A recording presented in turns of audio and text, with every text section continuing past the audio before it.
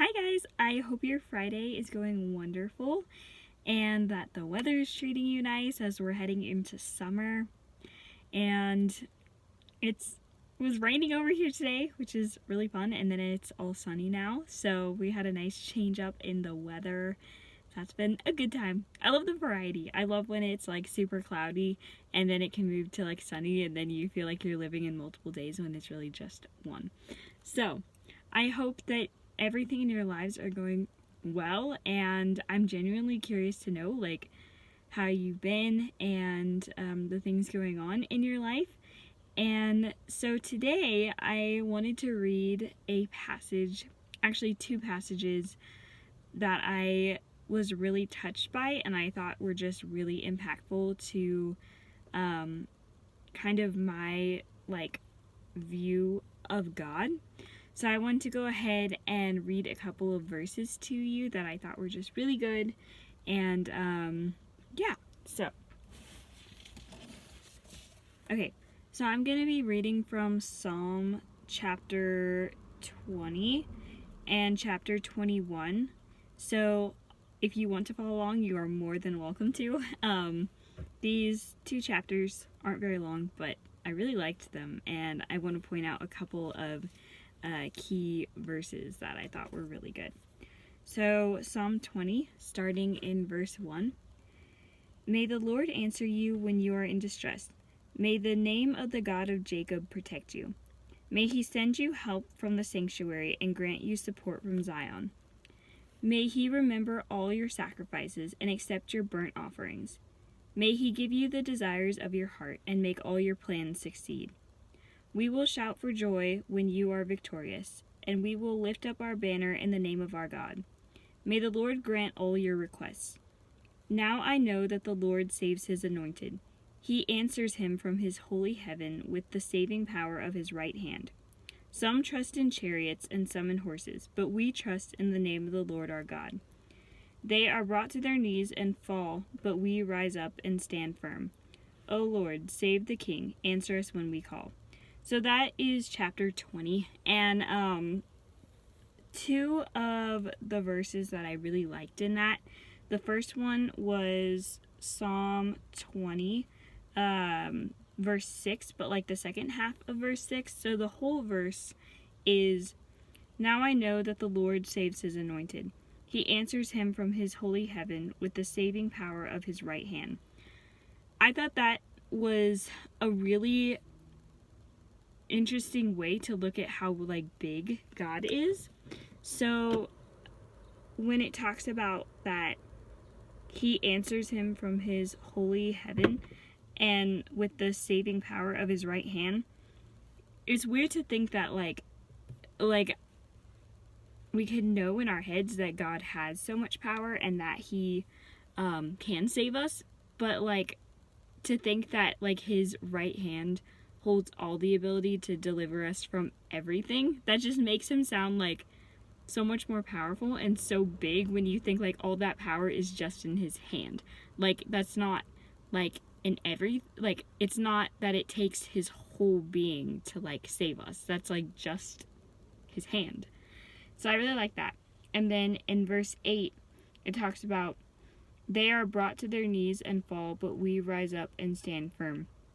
And kind of when you're thinking about like the enemies and the things of life that kind of like pile up against us, and then to have it be like, they are brought to their knees and fall, but we rise up and stand firm. It made me think of a lot of other verses that are in the Bible that talk about that those who like trust in the Lord, that he's there for them and that he fights for them and that he keeps them strong until the end.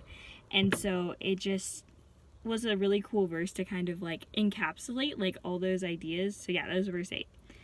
They're brought to their knees and fall, but we rise up and stand firm. So then Psalm 21, so the next one, I'll read that, and then there's a couple of verses I want to point out in that one as well. Okay. O Lord, the king rejoices in your strength. How great is his joy in the victories you give. You have granted him the desires of his heart and have not withheld the request of his lips. You welcome him with rich blessings and place a crown of pure gold on his head. He asked you for life, and you gave it to him. Length of days forever and ever. Through the victories you gave, his glory is great. You have bestowed on him splendor and majesty. Surely you have granted him eternal blessings, and made him glad with the joy of your presence. For the king trusts in the Lord. Through the unfailing love of the Almighty, he will not be shaken. Your hand will lay hold of all your enemies. Your right hand will seize your foes. At the time of your appearing, you will make them like a fiery furnace. In his wrath, the Lord will swallow them up, and his fire will consume them. You will destroy their descendants from the earth, their prosperity from mankind. Though they will plot evil against you and despise wicked schemes, they cannot succeed. For you will make them turn their backs when you aim at them with your drawn bow. Be exalted, O Lord, in your strength. We will sing and praise your might. So that was Psalm 21. And so I really liked verses 8 and 9. So 8 says, your hand will lay hold of all your enemies, and your right hand will seize your foes. At the time of your appearing, you will make them like a fiery furnace. In his wrath, the Lord will swallow them up, and his fire will consume them.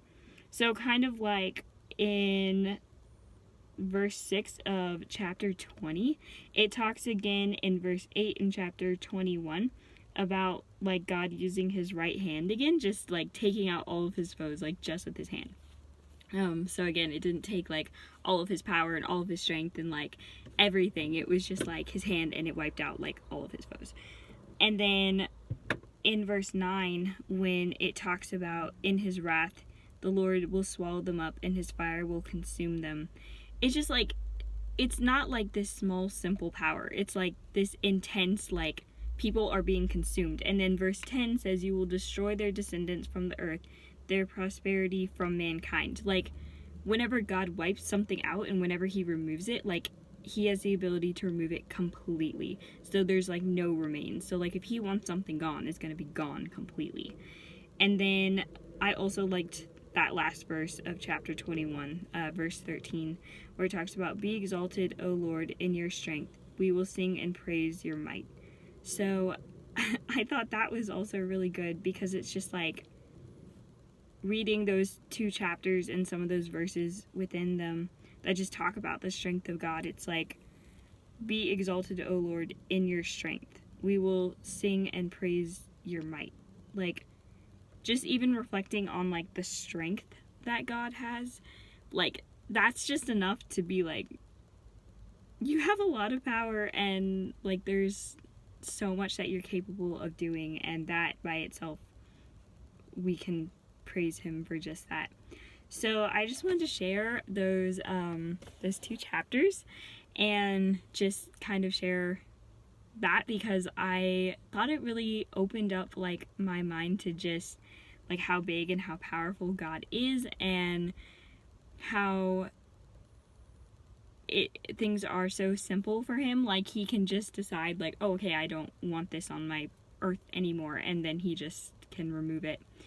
And I think it also shows his mercy, because like he could do that with us, and he could do that with anything, but he is patient, and he wants to give us all like chances to know him.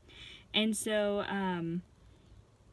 I would just encourage you, like, if you have not had a chance to get to know God and understand who he really is, maybe your perception of him is just that he is trying to destroy you and wipe you out. Like, he's the God who helps us rise and stand also.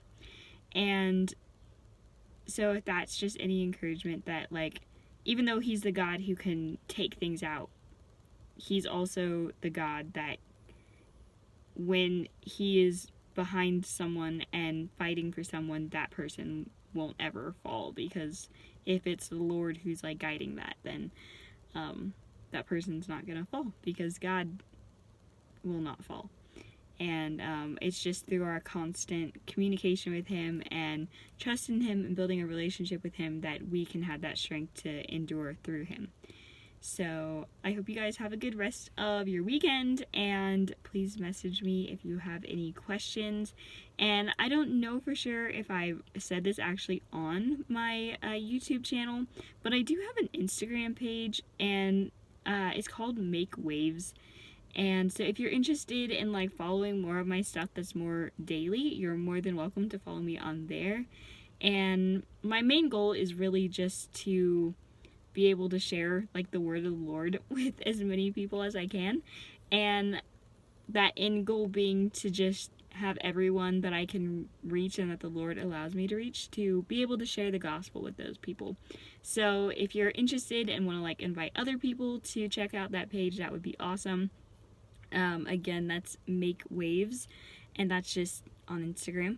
And then yeah, so I hope you have a good rest of your weekend, and message me, or you can mention something in the comments if you have questions about something, and please let me know if there's anything I can be praying for you too. So thank you, and I hope that that was helpful, and that the Lord can all teach us more things about him this weekend. So thanks guys, bye.